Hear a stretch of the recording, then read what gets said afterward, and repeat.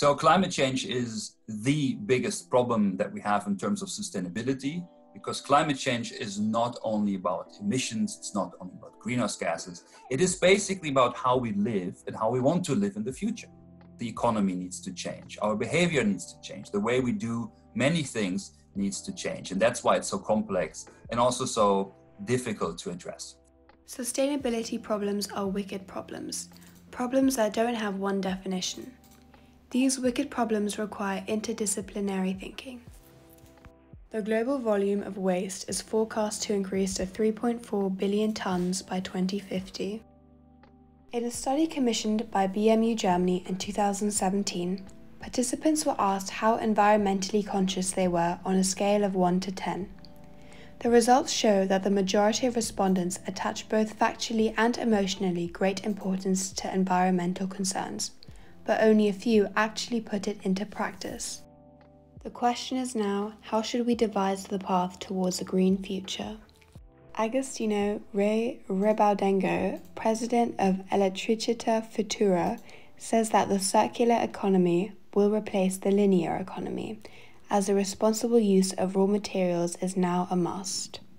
We need to help people transform the negative emotions that are associated with climate change, such as fear and indignation, into resources and commitment. There's a real problem in thinking that you have to give something up. So you don't drive a car, and that's a loss. Well, you also live longer because there's no air pollution. That's a win, but we never discuss it that way. Brigitte Knopf argues that individual sacrifice is a very problematic political strategy to achieve sustainability. What is a political responsibility to create the necessary framework is shifted onto the individual in this strategy. A certain level of prosperity is a prerequisite for people to be interested in environmental protection at all. This also applies to climate protection, and a market economy only functions based on private initiatives. Successful climate protection mobilizes market forces and private companies.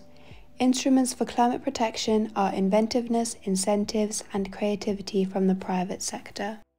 Professor Veronika Grimm observes that traditional alliances in energy and climate policy are shifting.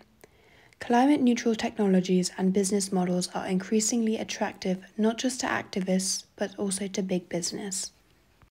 Christian Hövelhaus expects that over the next 5 years, our world will generally be characterized by a drastic change towards digitalization in the energy industry. He predicts a considerable increase in renewable energy generation and more flexibility for consumers and industry in their electricity use. New storage technologies with hydrogen will furthermore be developed and brought to market maturity to compensate for seasonal fluctuations, i.e. more wind and less sun in winter and vice versa in summer. The German industry cannot achieve decarbonization on its own. Without partners and external funding, they will not be able to compete on the global market.